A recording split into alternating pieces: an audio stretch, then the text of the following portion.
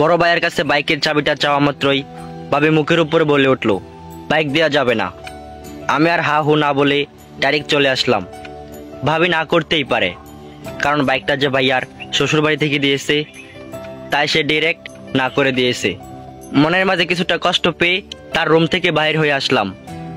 বাসায় আর না দাঁড়িয়ে চুপচাপ আমার কাজে চলে গেলাম। আমার বড় ভাই বিয়ে করেছে 2 মাসের মতো হলো। ভাইয়া ভালো একটা কোম্পানিতে চাকরি করে। আমার বাবা নেই 4 বছরের মতো হলো। বাবা আমাদের ছেড়ে যাওয়ার পর ভাইয়াই সংসারে হাল ধরেছে। তার ইনকামের টাকাতেই আমাদের সংসার চলে। ভাইয়া কখনো নিজের জন্য কিছু কিনে নাই, আগে আমার জন্য কিছু কিনে দিয়ে তারপর নিজের জন্য কিনেছেন। আমি ইন্টার সেকেন্ড ইয়ারে পড়াশোনা করছি। পড়াশোনার পাশাপাশি নিজেও কিছু একটা করার চেষ্টা করতাম। ভাইয়া বলল, আমার পড়াশোনা আগে, আমি যতদিন আছি তাতেই চলবে। আমি আর ভাইয়ার উপরে কথা বলিনি, কারণ ভাইয়া আমাকে সব সময় আগলে রেখেছে। বাবা মারা যাওয়ার পর ভাইয়া খুব প্রেশারের মাঝে পড়ে গিয়েছিলেন, কারণ ভাইয়া সবেমাত্র পড়াশোনা শেষ করেছেন। সে এখনো জবে জয়েন করেননি। তারপর একটা কোম্পানিতে ভালো পজিশনে জব পেলেন। তারপর আমাদের আর পিছু ফিরে তাকাতে হয়নি। যা করেছেন সবকিছু ভাইয়ার চেষ্টাতেই করেছেন। ভাইয়া আমাকে আর আমার মাকে দেখাশোনা করতে লাগলেন। আজ কলেজে একটা জরুরি কাজ ছিল। ভাইয়া যেহেতু বাড়িতে নাই, তাই আমি বাইকের চাবিটা চাইছিলাম। আমি আবার সচরাচর বাইকের চাবি চাই না, কারণ ভাইয়া যখন কোনো কাজে আমাকে বাইক দিয়ে পাঠাতেন, তখন ভাবে একটু অন্য নজরে তাকিয়ে থাকতেন। এটাই স্বাভাবিক, কারণ বাইকটা যে তার বাবার বাড়ি থেকে দিয়েছে ভাইয়াকে চলাফেরা করার জন্য, সেখানে ভাবি তো বাইকটাকে যত্ন করে দেখে শুনে রাখবেন। তাছাড়া বাবার বাড়ি থেকে কিছু নিয়ে আসলে তার যত্নটা একটু ভালোভাবেই করা হয়, একটু আগলে রাখার চেষ্টা করে। আমি সেখানে ভাবির কোনো অন্যায় খুঁজে পেলাম না। ভাইয়া বিয়ে করার কিছুদিনের মাঝেই আমি বুঝতে পেরেছিলাম ভাইয়ার ইনকামে চলার আশাটা আমাকে ছেড়ে দিতে হবে। আমি যথেষ্ট বড় হয়েছি, কিছু করার ক্ষমতা আমারও আছে। তাই আমি একটু একটু চেষ্টা করেছিলাম কিছু একটা করার জন্য। প্রত্যেকটা মেয়ে চায় তাদের স্বামীর সাথে আলাদাভাবে থাকতে, তাদের স্বামীর সাথে আলাদাভাবে থাকতে কিংবা স্পেশাল সময় কাটাতে।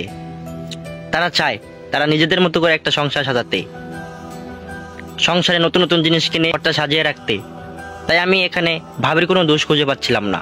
সব কিছু পজিটিভভাবে নেওয়ার চেষ্টা করেছিলাম। আর আমি একটা জব খোঁজার চেষ্টা করেছিলাম। রাতে পাশের রুম থেকে ভাইয়ার ভাবির কথোপকথন শুনতে পেলাম। ভাইয়া ভাবিকে বলল, নিশি, আমি তোমাকে নিয়ে বেশ হতাশে দিন পার করছি। ভাবি বলল, কেমন? ঠিক বুঝতে পারলাম না। তুমি সকালে এভাবে আচরণ না করলেও পারতে। আবির তো আমার ভাই হয়, আর আমি ছাড়া আবিরের কে আছে বলো? বাবা তো আমাদের ছেড়ে চলেই গেলেন। ভাবি তখন ভাইয়াকে বলল, রায়ান দেখো, বাইকটা আমার বাবা দিয়েছে, আমি তো বাইকের যত্ন নিতে পারি, তাই না? আর যদিও তখন একটা অ্যাক্সিডেন্ট হতো, তাহলে কি একটা অবস্থা হতো ভেবে দেখেছো? আর ও তো এখনো ছোট, বাইকের ক্ষতি হলে তোমার পকেট থেকে টাকা যেত। এত কিছুর কি দরকার ছিল? ভাইয়া তখন ভাবিকে বলল, সেট আপ, মুখে যা আসে তা বলে তো হবে না। আবির আমার ছোট ভাই, আর সে আমার কাছে কোনো কিছু আবদার করতেই পারে, আর এই ব্যাপারে তোমার কিছু বলতে হবে না। ও যদিও কোনো ভুল করে থাকে, তাহলে আমি আছি শাসন করার জন্য। এখানে তোমার কিছু বলার থাকে না। আমি পরবর্তীতে চাইবো না তুমি এমন কিছু করো কিংবা বলো যাতে আমার ভাই এবং আমার মা কষ্ট পায়। আমি এটা সহ্য করতে পারবো না। ভাইয়া একটু মেজাজ নেই রুম থেকে বের হয়ে আসলেন। ভাইয়ের কথা শুনে আমার চোখে পানি এসে পড়লো। ভাই আমাকে এতটা ভালোবাসে তা আমি আগে কখনো অনুভব করিনি। আজ আমার ভাইয়ের কথা শুনে আমার চোখের পানি আর না ফেলে পারলাম না। ভাবি 2 দিন চুপচাপ ছিলেন, ঠিকমতো খাওয়া দাওয়া করেনি, ঠিকমতো কারোর সাথে কথাও বলেনি। ভাইয়াও তার নিজের মতোই রইলেন। 4 দিনের দিন আমাদের বাড়িতে মেহমান আসলেন। আমি মায়ের কাছে খোঁজ নিয়ে জানতে পারলাম ভাইয়াই নাকি তাদেরকে বলেছে আসতে। ভাইয়া আমাকে নিয়ে বের হয়ে পড়লেন। আমাকে বাইরে নেওয়ার পর অনেক অনেক অবাক হলাম। আমার জানা ছিল না এরকম ভাই আর কারো থাকতে পারে। ভাইয়ের কার্যকলাপ দেখে আমার বুকটা ফেটে যাচ্ছিল। মনে হচ্ছিল রাস্তায় বসে চিৎকার করে কেঁদে নেই। নিশ্চুপভাবে কেঁদে যাচ্ছিলাম। বাইকের পিছনে বসে ভাইয়াকে জড়িয়ে ধরে হু হু করে কেঁদে যাচ্ছি। ভাইয়া আমাকে কড়া শাসনে বলল, দেখ আবির, একদম ছেলে মানুষই করবে না, এখানে কান্নার কি আছে? আমি কেন কাঁদছি তা পরে বলছি। আমি ভাইয়ার ভাবনায় ডুবে রইলাম। আমার ভাবনায় শুধুই ভাইয়া। আমরা 2 ভাই যখন বাড়ির উঠানে গেলাম, তখন সবাই আমাদের দিকে অবাক হয়ে রইলেন। ঘর থেকে মা এবং ভাবির পরিবার এসে আমাদের সামনে দাঁড়ালেন। ভাবি কিছু বলতে যাবে, তখনই ভাইয়া ভাবিকে থামিয়ে ভাইয়ার শ্বশুরকে বললেন, বাবা আমায় ক্ষমা করবেন, আমি প্রথমেই আপনাদের কাছে ক্ষমা চেয়ে নিচ্ছি।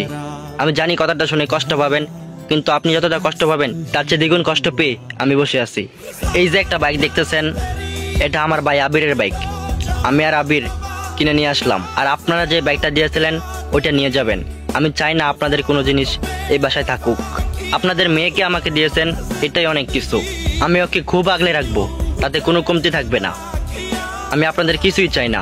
আমি বিয়ের সময় বলেছিলাম আমার কিছুই লাগবে না, তাও জোর করে আপনারা দিয়েছিলেন।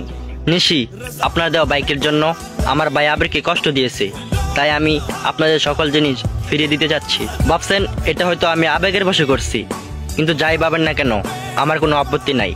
আমার ভাইয়ের চাওয়া পূরণ করার দায়িত্ব শুধুমাত্র আমার। আমার বাবা বেঁচে থাকলে আমার বাবার কাছেই চাইতো। বাবা যেহেতু নাই, সেহেতু আমি আমার ভাইয়ের সব। তাছাড়া আমার বাবা আমার পড়াশোনার জন্য অনেক টাকা নষ্ট করেছে, আর সেই টাকার ভাগ আমার ভাইয়েরও আছে। যতদিন ও কিছু করতে না পারবে ততদিন ওর পাশে আমি আছি। আমার ভাইয়ের ওপর আমার আস্থা আছে, ও যথেষ্ট ভালো ছেলে। আর হ্যাঁ, আবি যতদিন চাকরি না পাবে ততদিন আমি, আমার মা, আমার ভাই একসাথেই থাকবো।